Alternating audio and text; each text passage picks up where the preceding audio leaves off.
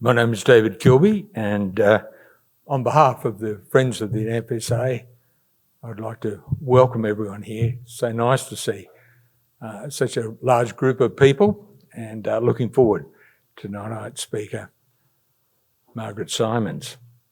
I've had a long time association with the Friends of the with the Friends of the NFSA, and with the Friends of the ABC as well, and also with our local ABC station.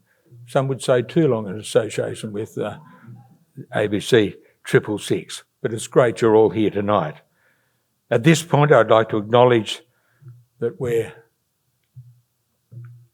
on the lands of the Ngunnawal and the Ngambri peoples, and on behalf, and I'd like to acknowledge these communities and all the Aboriginal and Torres Strait Islander people as First Australians and traditional custodians of the land where we live, where we work, where we learn, and we offer our respect and gratitude to the elders past and present. And of course, on a night like this, there's quite a few thanks to be made, and I'll make some of them now. The first one, to acknowledge the support of the National Film and Sound Archive for providing the venue for tonight, and our appreciation too for the staff who, among other things, are recording tonight's talk, and it can be available later on the internet. We'll talk about that a little later on. Now, both the CEO of the NFSA, Patrick McIntyre, and the Deputy offer their apologies, Jackie Ullman. They're not present tonight. They're currently out of town, as is Kim Williams, who was our first guest speaker for the Rod Wallace Memorial Lecture. Unfortunately, Kim's in London, but he offered his apologies too. Now, the Friends would like to welcome, in lieu of Jackie and Patrick, Keir Winesmith and also Rebecca Coronel, who've come along in their stead. Look, secondly, donations from our members contribute greatly to events like this, and so we'd like to particularly thank tonight Joan Adler and David Donaldson for their really generous donations, and everyone who's donated. I know donations coming in tonight as well. So our big thanks to those people too. Thirdly, could I acknowledge the support of the Kindred Association, an organisation, the Friends of the ABC. Now, they've been particularly helpful in publicising tonight's lecture, and we're grateful for their enthusiastic engagement. And the last thing, October the 27th is a really important date in the UNESCO calendar, as it marks the World Day of Audiovisual Heritage, a day when the work of archives like this are acknowledged and highlighted through special events in many countries. And would you believe tonight's lecture, talk for the Rod Wallace Memorial is part of that UNESCO World Heritage Day, celebrating organisations like this. Now, at this point, could I welcome the President of the Friends of the National Film and Sound Archive, a man who's done a lot of work to put this event on. He is the man who inaugurated this annual event, and that's Ray Edmondson. Would you put your hands together for Ray?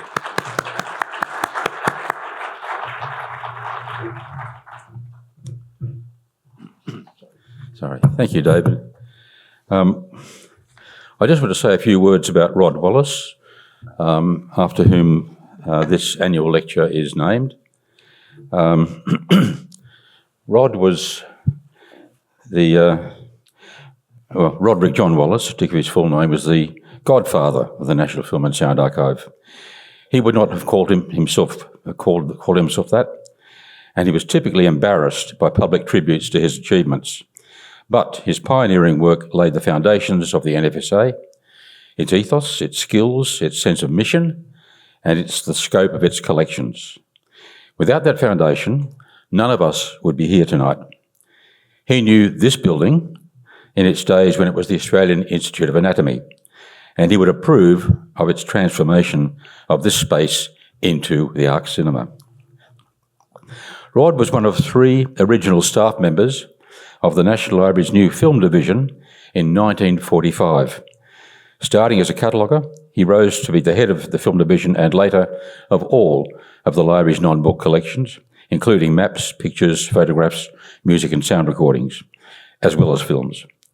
He established the library's first conservation laboratory. In the 1950s, in his own time, he ran a search and rescue campaign to find and save early Australian films, and later to save the radio transcriptions and sound recordings that were made redundant by the arrival of television in 1956. In 1972, he established the library's first dedicated film and sound archiving staff units. He initiated the building of Australia's first purpose-designed storage facility for flammable nitrate film, which, of course, now belongs to the NFSA. Rod worked during the grim years of the cultural cringe, of a moribund feature film industry, of official and academic disregard of Australian creativity, and of the historic and artistic value of the audiovisual media. The economics of film preservation compared unfavourably with the cost of buying books. Rod later recalled, we were regarded as nuts, and we were told so on many occasions. Some people said the films we collected should have been thrown on the tip. He handled the misgivings of National Library top management over the sheer quantity of disc recordings filling the library's basement, many of them saved just in time from the aforementioned tip. By the time Rod retired in 1977, cultural change was in the air, although the emergence of the NFSA as a separate institution was still in the future. Its formal establishment in March 1984 was, he said, one of the great moments of his life. In this annual series, in Rod's honour, the Friends invite a notable personality to deliver a lecture of lasting import, which will be recorded and made permanently available to the public and contribute to the scholarship which underpins the NFSA and its purpose. Softly spoken, courteous and with a disarming sense of humour, Rod was my boss during my own formative years in the National Library. He was to me and to so many others a mentor, a friend and a fellow enthusiast. This lecture series reflects his optimism, his courage, his integrity and his persistence, qualities which Rod would regard as essential to the work of all memory institutions. Thank you.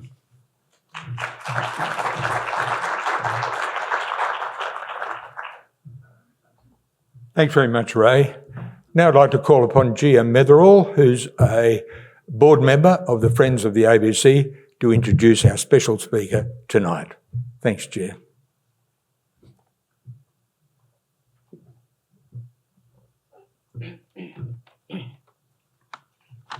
Oops. Thank you, David. Good evening. Before I go on to introduce Dr. Margaret Sivens, could I take a moment to acknowledge Ray Edmondson and the Friends of the NFSA and thank them for extending a welcoming hand to ABC Friends. As David said, our organisations are kindred spirits indeed. Our endeavours align in that we recognise and promote the vital role that these two great institutions, the National Film and Sound Archive and the ABC, have in telling the national story and as repositories and treasure houses of Australian culture. I'm sure many of those present tonight have signed up to one or other, maybe even both, of our organisations. If not, do consider it.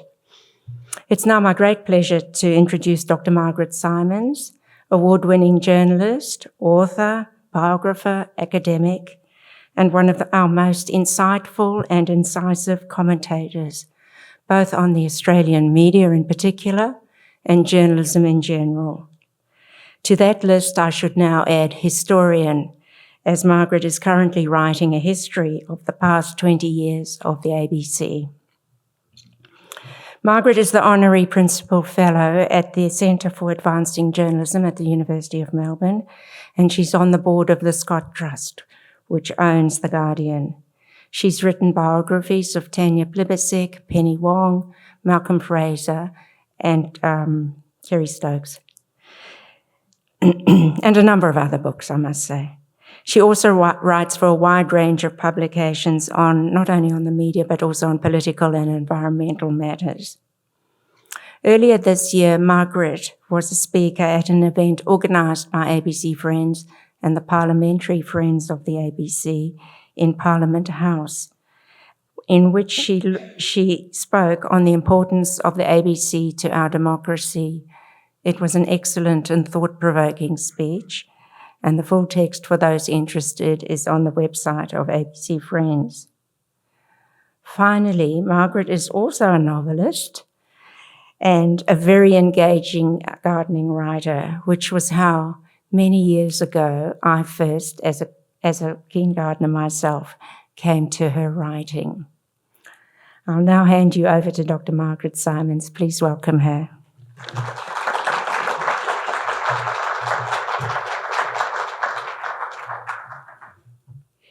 Well, thank you very much for that introduction. I'm assuming my PowerPoint's start there. That's right.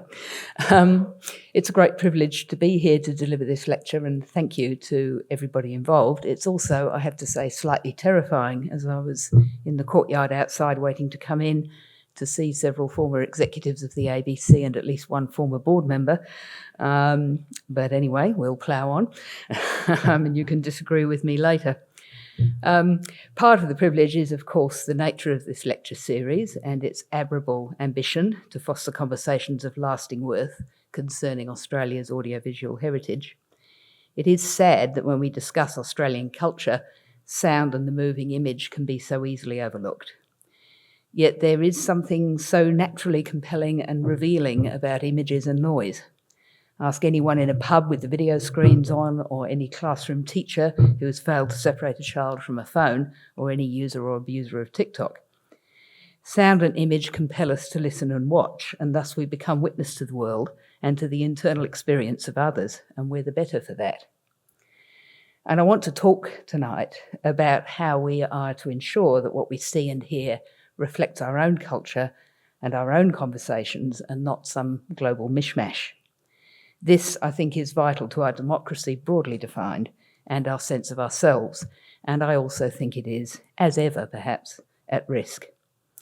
Nevertheless, I will argue that we have a significant asset in the battle, our history of public broadcasting, represented by that wonderful, though deeply flawed organisation, the ABC. But I'm getting ahead of myself. Another reason why giving this lecture is such a privilege is, of course, that it memorialises Rod Wallace. I won't repeat what has already been so ably said, but just want to remark that too often the names and legacy of those who might not themselves have been creatives, but who champion the preservation of culture, are forgotten. And I'm glad that this lecture series means that that won't be the fate of Rod Wallace, and thank you for the opportunity to be part of that. But the third reason I'm glad to be here is much more personal, because in my 65th year, this feels like a bookending of my career. As Ray Edmondson covered in his recent webinar on the history of the NFSA's establishment, in 1983 I was, as he said, a young journalist, in fact 23 years old, who sensed a story in the campaign to establish this institution. He gave me more credit perhaps than was my due. I was just out of my cadetship and had been assigned to the arts page as a very junior reporter. Until I reported on the NFSA, I had done the jobs usually assigned to cadets, the shipping news, for example, sun, moon and tides, and perish your career if you got any of the details wrong. You certainly knew about it. But the story about the campaign to establish the National Film and Sound Archives was the first story that I found and developed largely on my own initiative, rather than being assigned to the boss. In particular, I remember when the head of the National Library rang my editor, the formidable Creighton Burns, about my reporting, claiming that I was biased and inaccurate. Creighton called me into his office the first time I had been there since I was interviewed for the job. He had me go through my notes and sources with a great deal of detail. The Age took seriously a complaint from one of the nation's leading cultural institutions, he said. I was quaking in my boots and wondering if my career was about to end.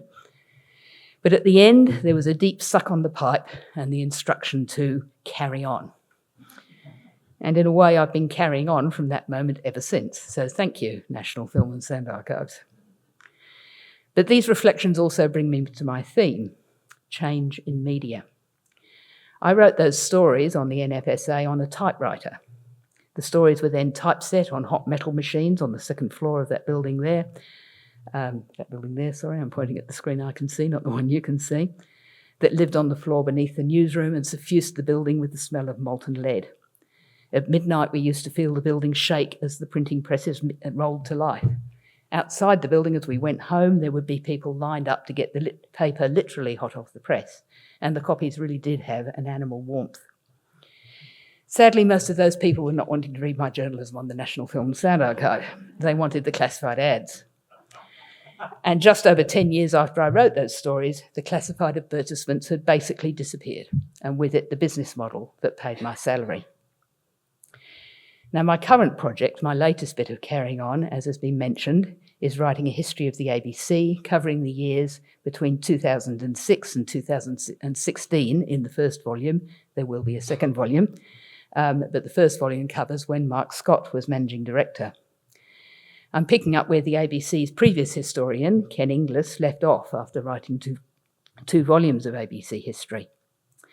Now, Mark Scott came to the ABC fresh from a senior executive role at Fairfax Newspapers, and he had witnessed the change that I just described that brought the business model of that company undone. He understood the importance of rising to meet the challenges of change, even when you didn't quite know where it was going. We have here a photo of Mark Scott being interviewed by Story Walton as part of the National Film and Sound Archives Oral History Collection. It's a terrific interview, which I listened to with some nervousness in case he said something I had earlier missed in my 6 interviews with him. He covers largely the same ground, but there's some terrific insights in this one. And hopefully this will work and you can hear a little bit of him talking about change. Oh no, it's not going to work. I had been editor of the Saturday edition of the Sydney Morning Herald around the time of the Olympics in Sydney, and we were selling 450,000 papers at vast level of profitability. But what you could see in the 5 or 6 years following that was that online had really begun to erode into the revenue base of those newspapers. New websites had emerged like Seek.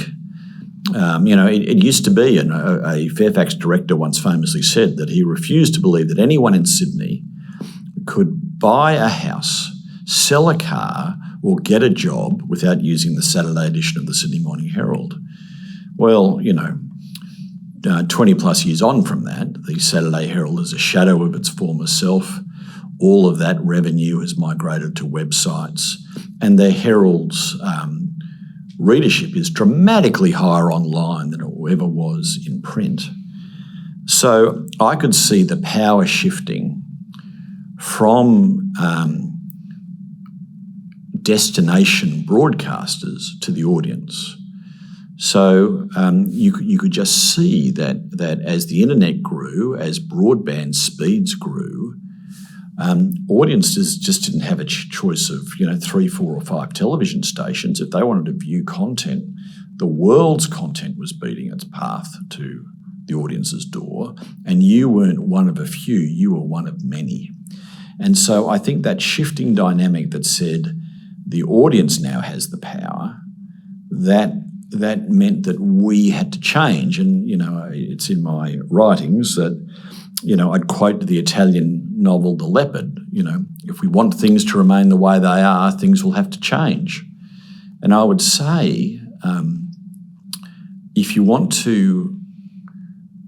really love this place and really want it to be as connected to your children and grandchildren's generations as it was to your parents' and grandparents' generations, you need to get on the change course, because if we stay as we are, then the world will pass us by. So if you believe in the future of the ABC and believe it's important, you've got to get on the change program. And I think that resonated a little bit with staff over time.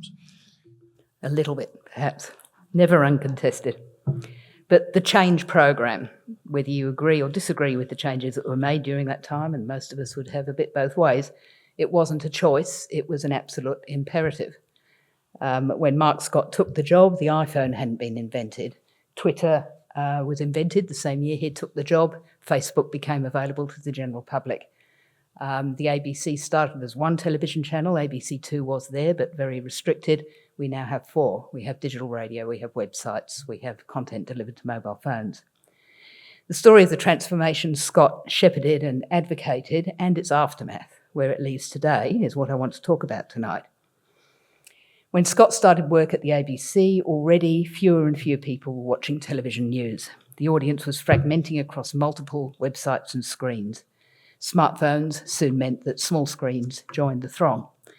The family no longer gathered around the television together at news time and then staying on to watch dramas such as The Sullivans, or in the case of the ABC, Bellbird or Auntie Jack. In the case of commercial broadcasters, the fragmentation of the audience meant that advertisers were not prepared to spend as much to reach dwindling audiences, and that meant less revenue, which meant less drama content, less documentary, and for that matter, fewer journalists.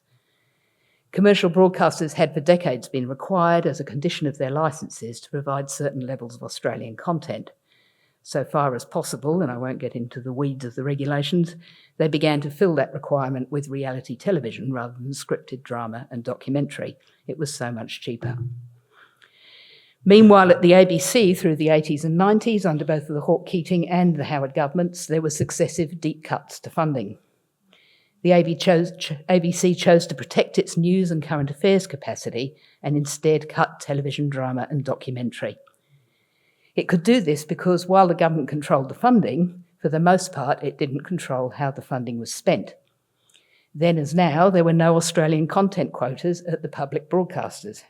To set such quotas, it might be argued, would not only impose an obligation on the public purse that few governments would welcome, but also potentially undermine the independence of the public broadcaster. It's not hard to see how that would happen. Set a content quota for children's television, for example. Cut the funding to the organisation at the same time.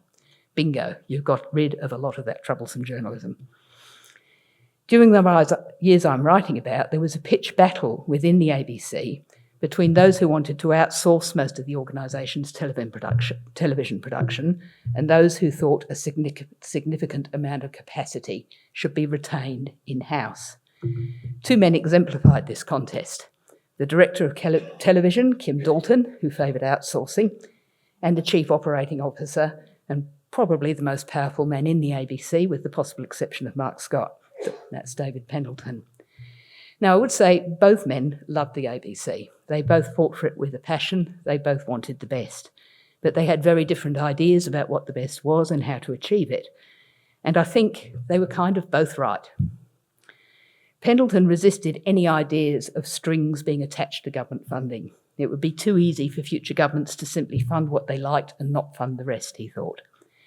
Dalton, on the other hand, raged against the inefficiencies of the ABC's standing army of cameramen, sound recorders, and so on. He thought the best creativity and ideas were to be found outside the ABC. He said to me once that he would have sold off the whole lot if he'd been left to himself.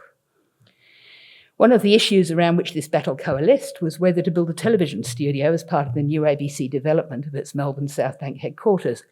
Pendleton would turn up to meetings with the plans and unroll them. Dalton would take a pen and cross out the studio. Pendleton would turn up to the next meeting with the studio still on the plans.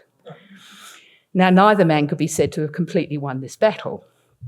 A sunny view, communicated to me by the recently departed managing director of the ABC, David Anderson, would be that whatever the messiness and bitterness of the process, the right outcomes were achieved. The Melbourne studio was built, and today is the home of shows like Hard Quiz and, in recent history, Sean McAuliffe's Mad as Hell. These are co-productions, not exclusively ABC-produced content. Hard Quiz comes from Thinkative Television, McAuliffe from Giant Baby Productions. But if the ABC did not have its own studio, it would be faced with prohibitively high prices for producing this kind of content. But the truth is the ABC no longer has the internal capacity to produce these kind of shows in bulk on its own. And internal ABC production is a shadow of its former self and has been completely lost in many of our capital cities east of the Dividing Range. And more than in 2006, I think this is a great vulnerability for our culture. Let me explain. When the story I'm writing begins in 2006, the ABC in its annual report presented the national broadcaster and television in particular as part of everyday life for Australians. Young people could cook breakfast while listening to Rage, the weekend overnight music show. Rage, the weekend overnight music show. Mid-morning, children would be parked in front of Play School. The most popular television programs were the suburban situation comedy Kath and Kim and Andrew Denton's interview program Enough Rope, both of them co-productions. Climbing up the popularity ratings was a new entrant, The Chaser's War on Everything, which was proving to be a tightrope walk for the ABC and absorbing hours of senior executive time, there's one here who will remember, in scrutinising the scripts. And this too was a co-production, although the Chaser team was such an ubiquitous presence at the ABC Ultimo headquarters that it sometimes felt otherwise. But the success stories blurred in the annual report obscured horrendous weaknesses. Australian drama and documentary was at an all-time low. In 2005, only 3 hours of new Australian drama had been screened. Sandra Levy, Kim Dalton's predecessor as head of television, had left the ABC in despair about ever again being able to make and commission Australian drama at scale. Levy, of course, was known for pioneering shows like Sea Change and Brides of Christ, but those days had gone, she feared, forever. Now, as most people here will know, her most dire predictions did not come to pass. Thanks to increased funding under the Rudd government, dating from 2009, and thanks to Dalton's largely successful campaign to get the ABC to outsource increasing amounts of television production, Dalton and the courageous and creative Courtney Gibson, as head of content, gradually rebuilt Australian drama and documentary on ABC television. From a base in 2006 of such 5 hours of new Australian drama and no primetime Indigenous content, limited Australian children's content and a limited documentary offering, within 7 years, ABC TV was offering drama at levels approaching that of the commercial networks, only approaching it. A dedicated children's channel with 50% Australian content and a slate of Australian documentaries. By 2011-12, ABC's drama budget was close to $45 million per annum, which supported almost 70 hours of drama and scripted comedy. This was done because the ABC's commissioning budget was only part of the mix. Independent production companies, once in receipt of a commission from the ABC, could then seek funding from Film Australia, take advantage of tax offsets for screen production, and of course sell the future rights to their work, including overseas. This meant that the ABC's 45 million or so was able to underpin a total drama output of close to 100 million. We can list the successes. At the lighter end, shows like Rake, the Dr. Blake Mysteries, Miss Fisher's Murder Mysteries. At the more serious end, The Slap, Secret River, Barracuda, Paper Giants, and Redfern Now. Now, the ABC is like one of those giant passenger cruise ships, the floating cities that are both self-contained communities and also impact every community they touch and every ocean through which they travel. Flotillas gathers around this ship, the smaller ships of Australian culture and politics. What the ABC does is reflected in almost every area of Australian life. If it stops commissioning drama and documentary, our creatives suffer. A generation of creative people move into different kinds of work. So it was that under Kim Dalton, the ABC helped foster a whole industry of small, publicly spirited and intensely creative independent production houses, boutique operations quite different from big enterprises such as corporate productions that have produced shows like Matlock and The Sullivans for a previous generation during the golden age of commercial television. The ABC was often the essential commissioner to get the process started. But under this model, it did not own the rights to the content. The ABC became, in Dalton's words, a user of rights rather than an owner of rights. Now, Dalton's model made perfect sense under the crisis at the time in Australian drama and under the funding arrangements that were available to the screen production sector at the time. Few would argue that it was not a success, even if they mourn the death of local production in places like Adelaide and Hobart. But as Mark Scott said in that earlier clip, change keeps coming. It hasn't stopped. And if you want things to stay the same, you have to change. And that is as true today as it was when he started at the ABC. In 2015, Mark Scott's last full year in the ABC job, the streaming service Netflix launched in Australia, quickly followed by Stan, Prime, Disney Plus, and all the rest. The ABC, of course, ahead of the pack, had launched ABC iView on the smell of an oily rag. Within a year of its launch, Netflix had 2.2 million subscribers, with its reach increasing to a total of 12.8 million Australians by 2022. Today, there are more than 25.3 million people in Australia with streamer subscriptions. I know that is a staggering statistic, and 70% of us have a subscription to more than one. According to the Australian Communications and Media Authority, more Australians watch subscription video on demand services than live to free-to-air television or free-to-air broadcast video on demand services, which is the sort of thing like SBS's service and ABC iView. I should say that I'm indebted for some of the figures I'm about to quote to the excellent book recently published, Australian Cultural Policy Unravelled, by academics Anna Potter and Marion McCutcheon. It should be compulsory reading for those concerned about our screen culture. One figure given by Potter and McCutcheon is that over 50% of the stories significantly financed by Australian taxpayers, both through the various benefits I described earlier, tax offsets, Film Australia and so on, but also the ABC commissioning budget, are now locked away behind streamer paywalls.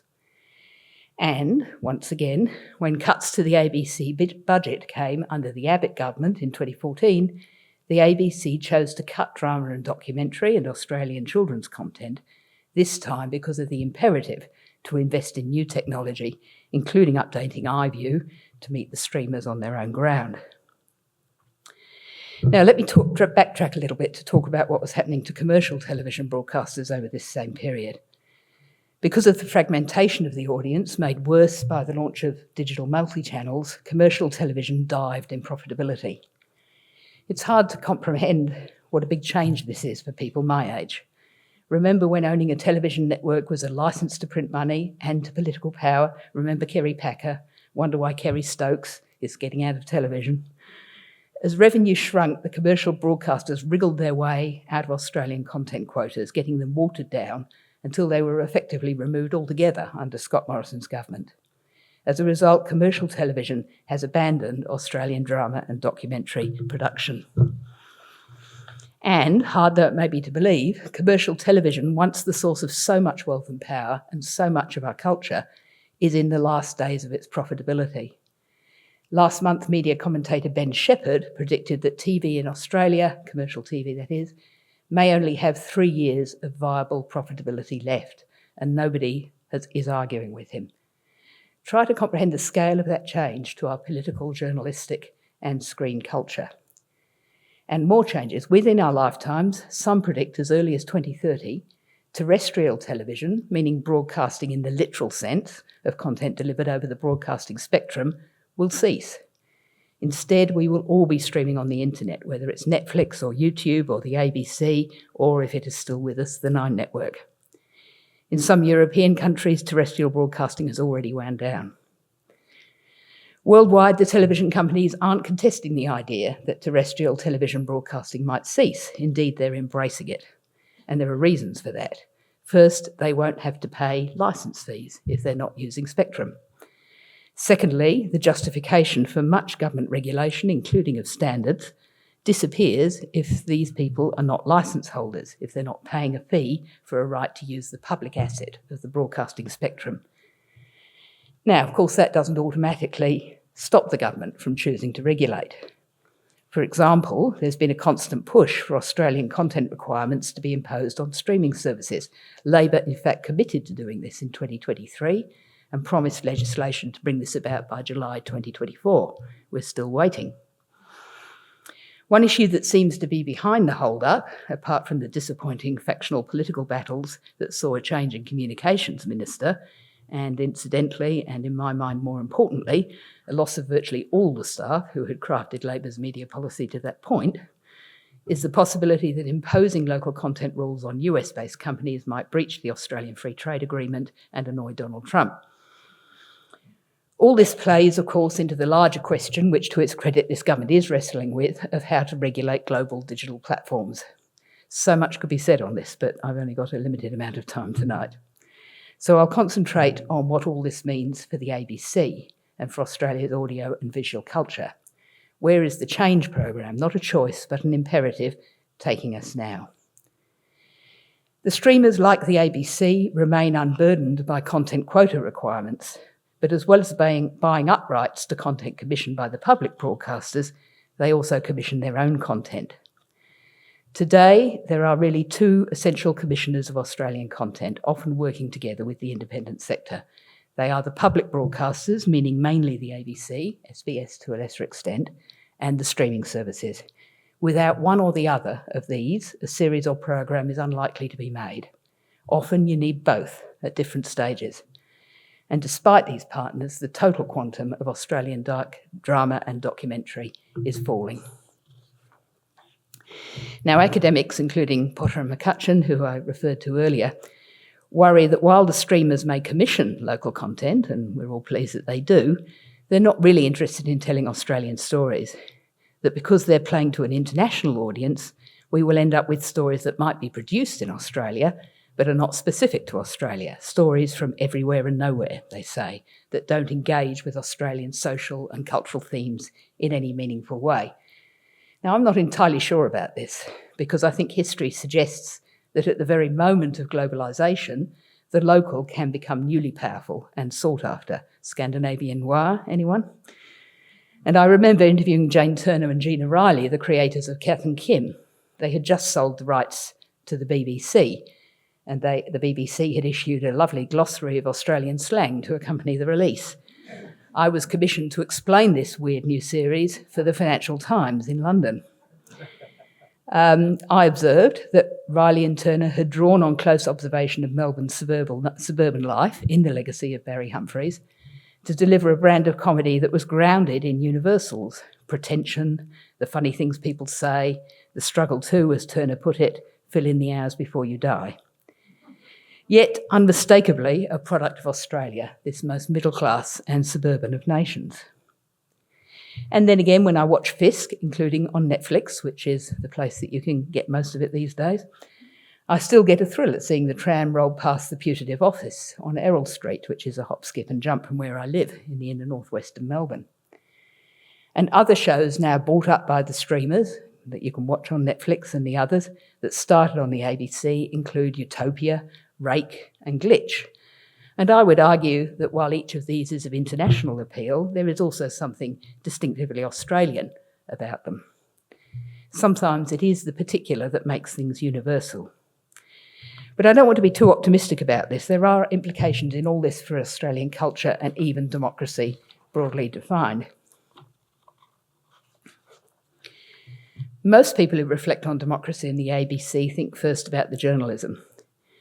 But I would say that in the democratic ecosystem, artistic expressions and explorations of identity are often overlooked, but also essential. Democracy is not only casting a vote. It is the sense of participation and agency in a society.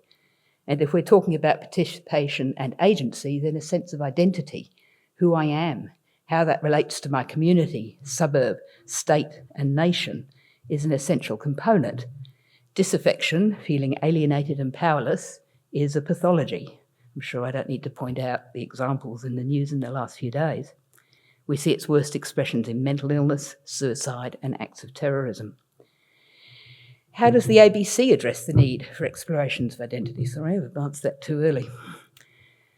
We might mention the drama House of Gods, which is a Matchbox Pictures production, which is an exploration of politics and spirituality within a Muslim community in Western Sydney.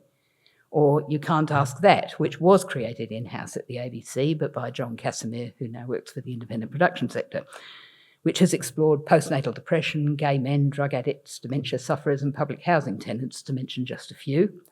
Or Muster Dogs, made by Ambience Entertainment, which my dog loves, which helps those who manage agricultural businesses feel seen, as well as educating the rest of us on some of what they do. Will these sorts of shows survive, still be commissioned, in an era when the independent production sector has to play nicely with international streaming services? And here is my point. We have to remember that the ABC no longer has the capacity to produce significant amounts of content in-house on its own.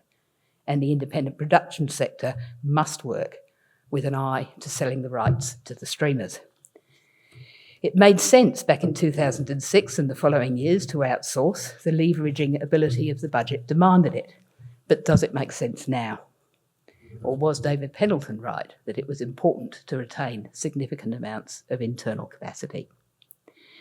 Some have argued, including Dalton himself and the academics I quoted earlier, that the ABC should be more closely tied to Australian cultural policy and that it should be subject to Australian content quotas as the commercial television stations have been. But I see problems with that, as I think I explained earlier. If the government is able to mandate that the ABC do some things and also controls the funding, then it's effectively able to mandate that it not do other things, simply by tightening the funding noose.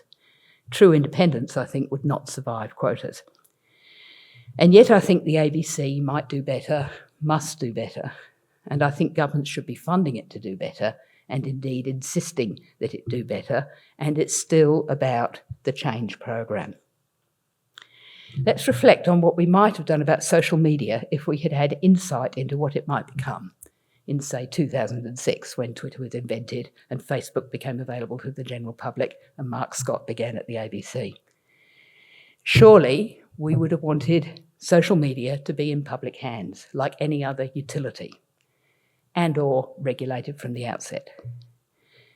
If we had had that sort of foresight, might we have tasked the world's public broadcasters to band together and create their own social media platform? Would we have funded them to do that? And if they had, how would public broadcasters have handled the algorithms that today help to divide us, drive some of us down conspiracy rabbit holes, and help to make us crazy and ungovernable? Differently, surely, better, surely. But this digression into the recent past, which sadly has gone, is mostly useful, I think, as a guide to the future, because the change imperative is still with us. Artificial intelligence is upon us, has already changed a great deal, and will over time change everything. And with that, let us take a moment to think through the implications to the end of terrestrial broadcasting and its replacement by streaming. Watch something on a streaming service, and unless regulations and your own firmly expressed preferences prevent it, your viewing habits will soon be passed with your shopping habits, your location, the number of people in your household, the subject matter of your last Google search, and perhaps in the near future, the contents of your smart fridge or your latest request to ChatGPT to help you write an essay. Those spaces in our minds, the creative spaces, the dim and dark and luxurious musings, will be not so much public property as proprietary data. What will that do to us?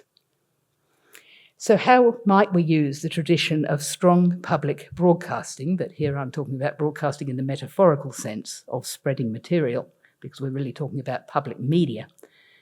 How might that tradition be used to best prepare us for these changes, which are already upon us? What should we be demanding the government do when we argue for more government funding for the ABC?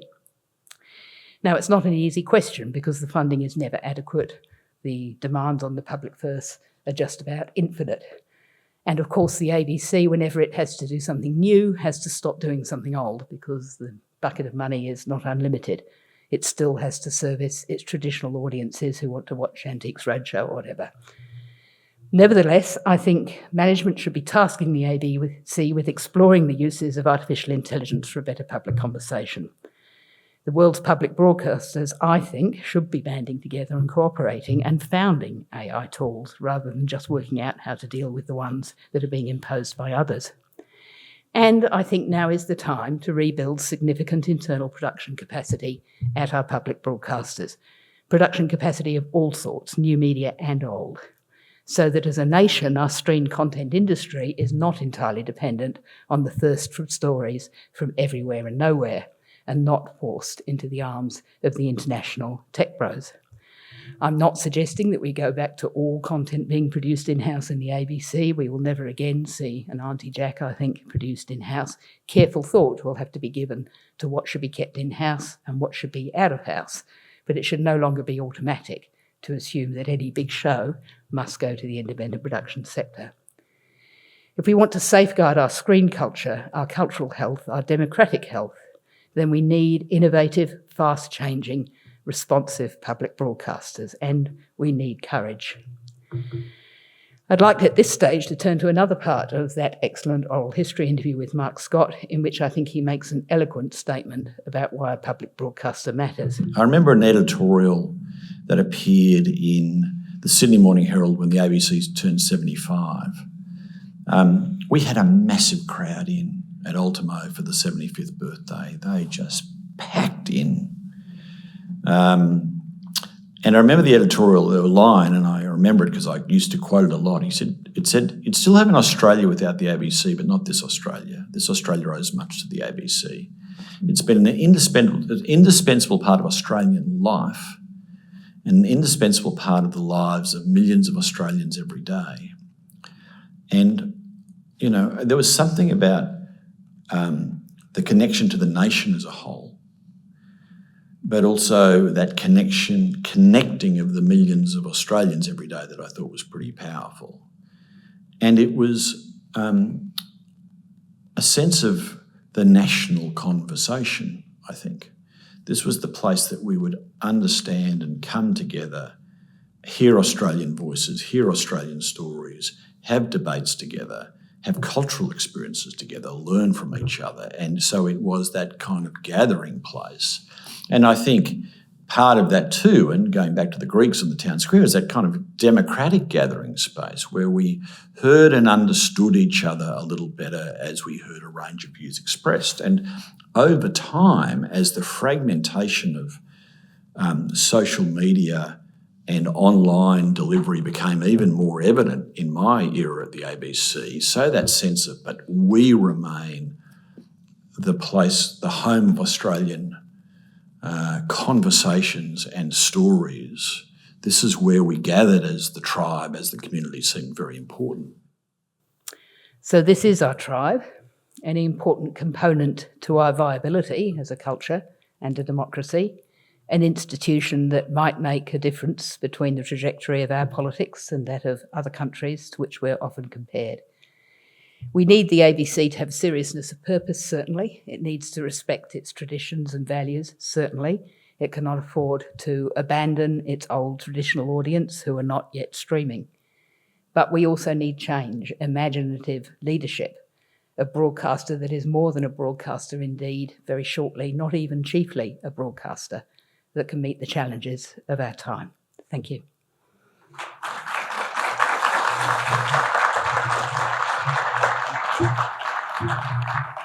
We go over there now?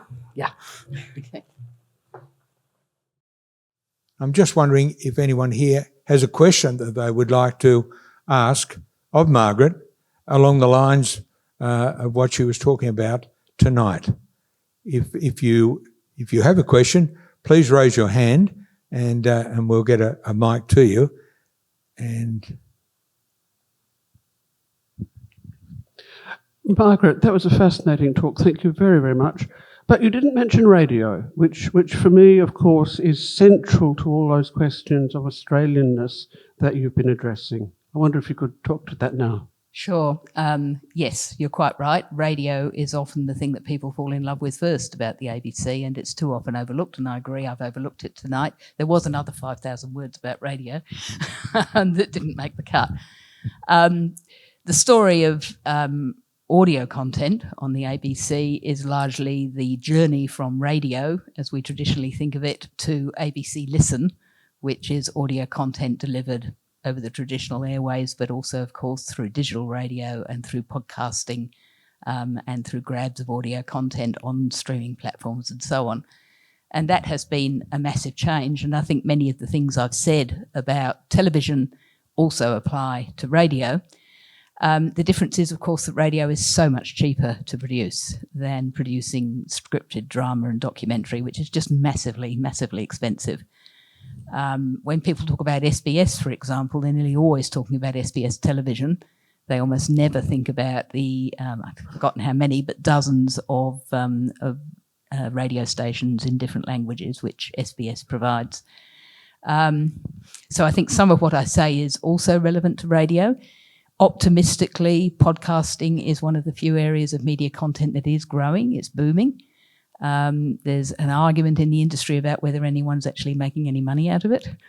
But that's going to be one of the interesting things to watch, I think. It's interesting that when Kerry Stokes did his most recent corporate contortion, one of the things he did was acquire a podcasting platform.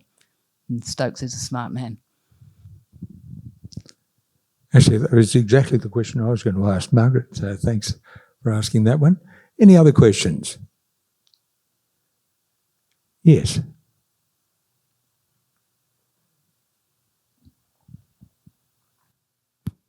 Thank you. That was a fascinating address that we've just heard. Thank you, Margaret. It was great. Very challenging as well as insightful. I work as an independent documentary filmmaker and a distributor of a collection of some 600 social documentaries by independent filmmakers. So I'm very engaged with the work that the independent sector is doing. Sales to broadcasters are very important for us.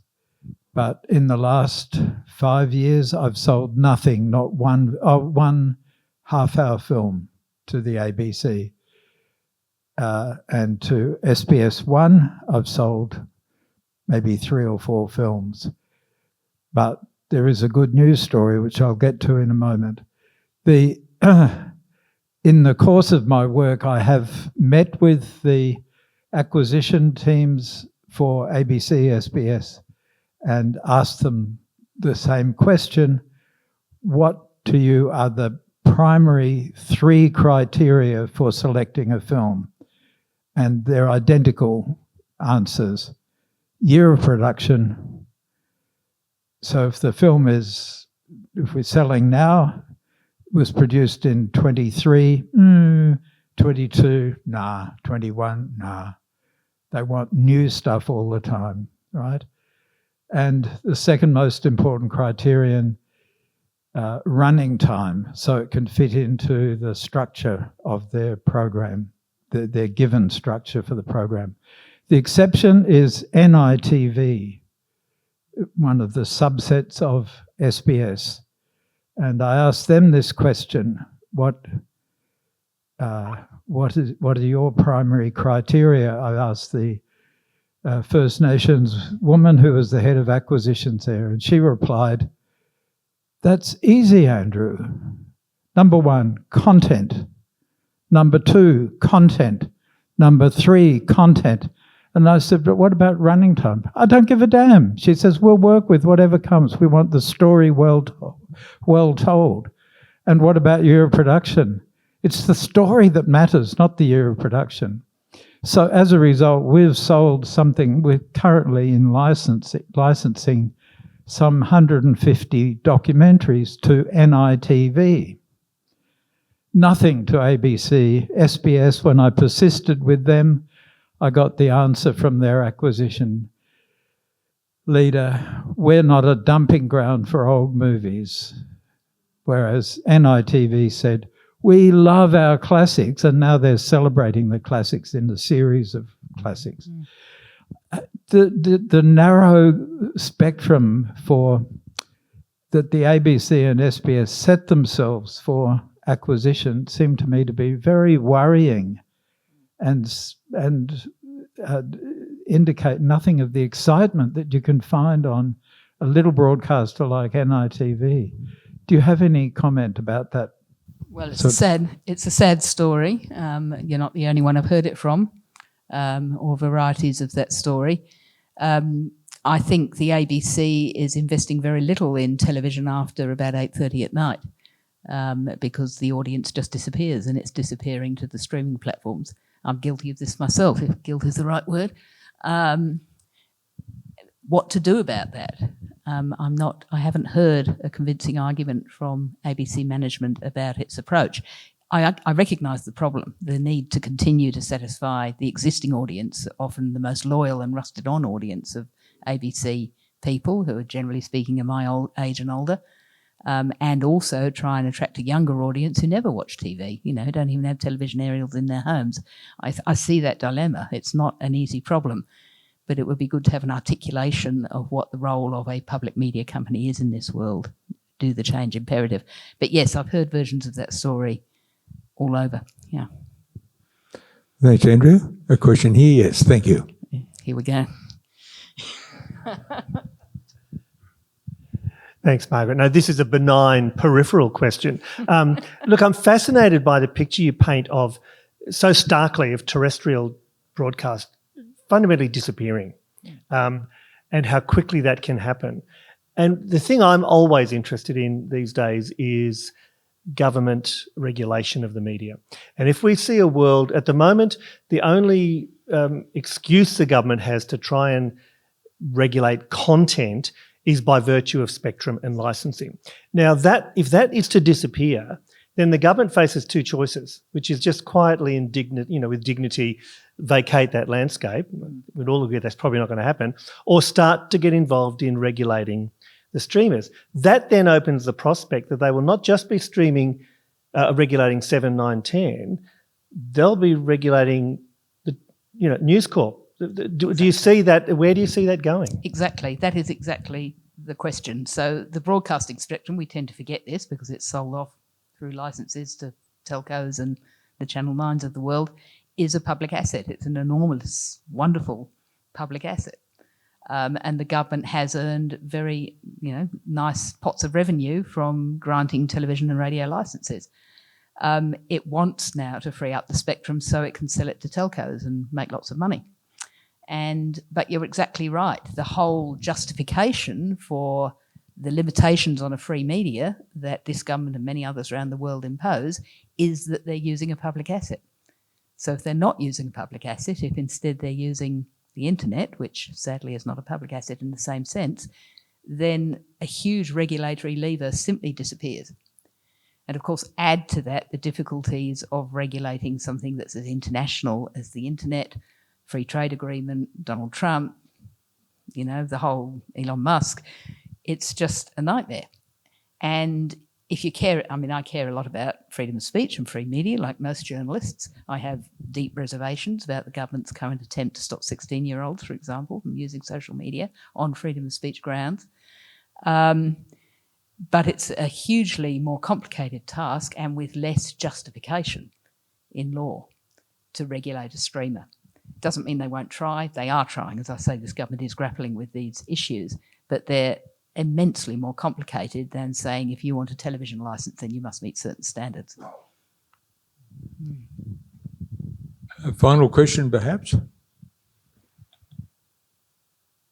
No? A quick one. Margaret, when you say the former ABC series are being bought up by Netflix and so on, are they getting good prices for those? Is it a buyer or a seller's market that's happening there for those? It depends, it's case by case, but generally speaking, that money's not coming to the ABC. It's the independent production company that made the show, made Fisk or whatever, will sell the rights to the ABC. The ABC is a user of those rights and can screen it once or for a certain amount of time, can have it available on iView for another amount of time, and then the rights revert to the people who produce that series and they sell it to Netflix. Bluey, I must tell the story. I was going to ask that, yes. Yeah. Bluey was a co-production, like so much. It was the answer to Peppa Pig, which was, of course, a BBC show and was wildly popular before it. It was produced by, I think it's called Lulu Productions, a Brisbane independently based production company.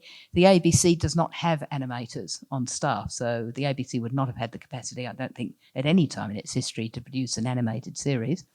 But anyway, it was produced, expensive, because animation is expensive. The BBC was a partner in that production with the ABC, and the BBC got all the merchandising rights, all of them, all those pencil boxes and backpacks and drink bottles and colouring books, all of it goes to the BBC.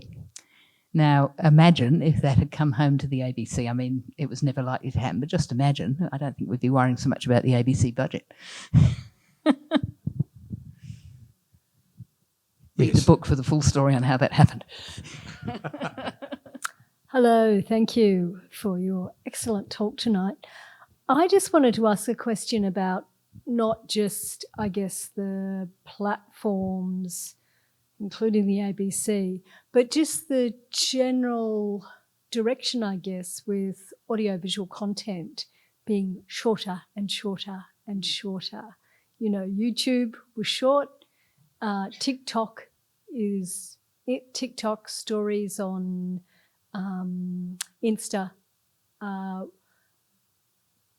Do you have any comments about what the future for short format, much less long format documentary or drama? Well, in this space, people make predictions with great caution, but I think I would observe that we're seeing things get much shorter and much longer at the same time. There are two trends. So lots and lots of young people that I know are listening to, 2-hour podcasts. The rest is history, obviously, is one of the best known examples. Hours and hours on the French Revolution from 10 different points of view. Fascinating stuff, and people listen to it all. And partly because a podcast, of course, can be listened to while you're doing other things, while you're walking the dog or cooking dinner or whatever. But yes, for absorbing news and absorbing short form entertainment through the day, it's getting shorter, and the skills involved in producing that are quite different from producing an older television bulletin. Yeah. Well, you've certainly given us food for thought, Margaret. A great talk, which I'm sure we thoroughly enjoyed. I think we should put our hands together and thank her very, very much.